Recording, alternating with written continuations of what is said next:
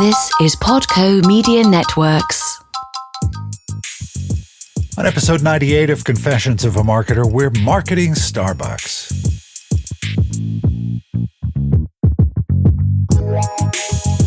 Hi, it's Mark Reed Edwards. Welcome back to Confessions of a Marketer. David Lemley is back to continue our chat about retail marketing. This time we focus on his time at Starbucks.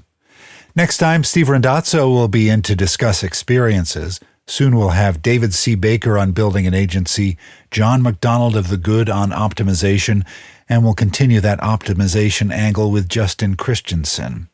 Plus, I have a special guest for episode 100. It's Lindsay Pattison, Chief Client Officer of WPP.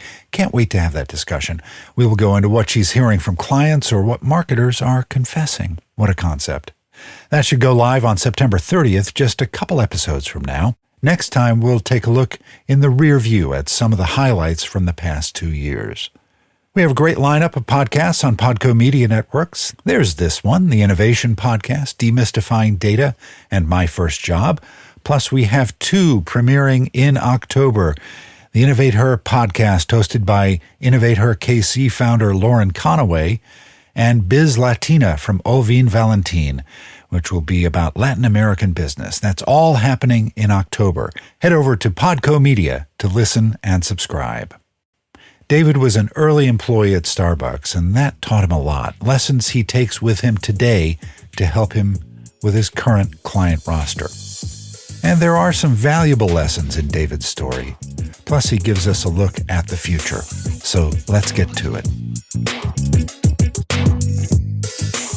So tell me about your days at Starbucks. There was a time not that long ago when they weren't on every street corner in Manhattan and every other city in the world, and they weren't a household name. I remember not long ago in the Boston area, we had Coffee Connection, which Starbucks bought and turned into Starbucks.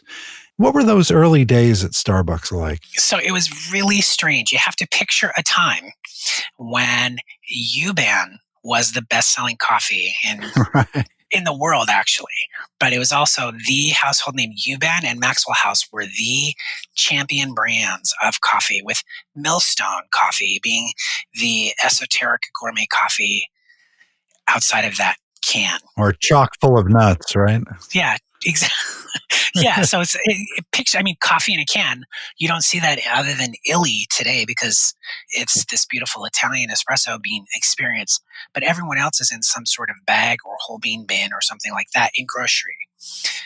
But going back to the story of Starbucks, so there should be a long legal disclaimer naming about 40 people who were involved. But I was lucky enough when Howard Schultz bought the company and took it public. He brought in the guy from Nike named Scott Bedberry, who helped come up with Just Do It. And I got to be in the room when Scott Bedberry and Wright Massey invented the third place for Starbucks. So I was in there drawing on the walls with them. So they came to my firm to help build a store a day forever and not have them get boring. And so we were fortunate enough to be on the ground and help write the Starbucks brand Bible and help build out all of that stuff with, again, many, many very talented people. But it was interesting to have a team of marketers and executives that were so forward thinking that they knew what they had at that time at 800 locations was not scalable and not imaginative enough to capture the world's attention. So they asked us to go break every rule there was and come up with something that would be so provocative that no matter who you were, you would walk in and feel like it was an experience created for you. Yeah, that's kind of the way it feels now. Yeah. So it's evolved from the work that we did. The work we did was when they went from 800 to 8,000 locations. Now they have this kind of roastery thing, which is really amazing and another ultra premium experience. But, you ask about what was it like in those days. It was heady, and there was no such thing as gourmet coffee besides Millstone in groceries. So we worked on that as well and tried to figure out what that whole experience would look like. And it was very stealth. Everything that they did was smart and stealth. And when the brand strategy came back that they could be part of popular culture, they went out and bought Hear Music. I don't know if you remember that brand. Yeah, so that's how music and culture and art and everything became part of it. So it was really became this third place, not work, not home, and became the place where you could hang out and for $3.27 get to be who you want to be. And so taking that today, ultimately, that's the DNA of that brand and nurturing your spirit one cup at a time, one person at a time. So that gets back to that frontline employee being able to translate that to you in a way that makes you feel like you belong. And that's the thing when we talk about retail today that has not changed and is, in fact, even more important because so many experiences are impersonal or they're digital and they're transactional and there's no there. So if I'm bothering to go physically to someplace, I want to feel like I belong. And so that's the central core of retail experience in my mind. And they have their challenges, and they've got, my research shows, 29,324 stores around the globe. Yeah. And that's a massive operation to manage. But they seem to, whenever they have a challenge, they seem to respond to it fairly quickly and fairly thoroughly. They do. And I will come back to it's the people that everyone in that organization knows why their job exists to deliver on their mission of nurturing the human spirit one cup at a time. So it can get much more grandiose than that. And they've got all of these other complex business units. But I was talking to a friend of mine the other day, and he was there helping kind of refurbish the Frappuccino business, the in-cafe Frappuccino business. And he was talking about it. And as he talked about the resources that were available to him and the time that he got to use and the way his internal team talked and how they talked long-term about their return on that investment, it was so engaging to hear that story because it just reminded me that if you take the time to think beyond the transaction and think about what you want people to say about you after their experience, what would they tell a friend about you, and back up from there to start to engineer what it should look like, you get a completely different outcome or a completely different plan than if you say, well, how can I just fix this as quickly as possible and start to make money as quickly as possible? That's my next question, is kind of related to that. Maybe we can expand on that. How do you take those lessons from the early days of Starbucks to the work that you do with your clients now? How do you tell them, whoa, just hang on a second. Let's get this stuff right before we go and conquer the world? Yeah, I think that today we really talk with people about what does long-term brand relevance look like and what will that do to your brand value and what will that do to your top line and then your profit. And of course, if you have relevance and people are engaged and they care about you, you can play on something other than price because that gives you a chance to win. Whereas if you're playing on price, you're never going to win. So we approach it from that perspective. And then we also talk about what does, from the get-go conversation with a client or a new piece of business that we're helping with, we start talking in terms of years right away because this kind of change or this kind of evolution of brand or development of brand doesn't show up in the balance sheet or doesn't show up in the store in 90 days or 6 months. It's a long-term process. And if you can get them to go from, oh my gosh, I've got a trade show next month, I need X, Y, and Z, or oh, this retailer said X, Y, and Z, and I need this on shelf, or I'm having trouble here, or I'm going to be discontinued here. If you can get them to stop looking at the symptoms and the pain points as fixing that to be the big solve, and of course offer triage, but think big terms so that you never as a brand end up in that situation again and you command the high ground from that day forward, it's a different conversation. And all of that was really solidified for me working with such smart, ballsy, and brilliant people at Starbucks.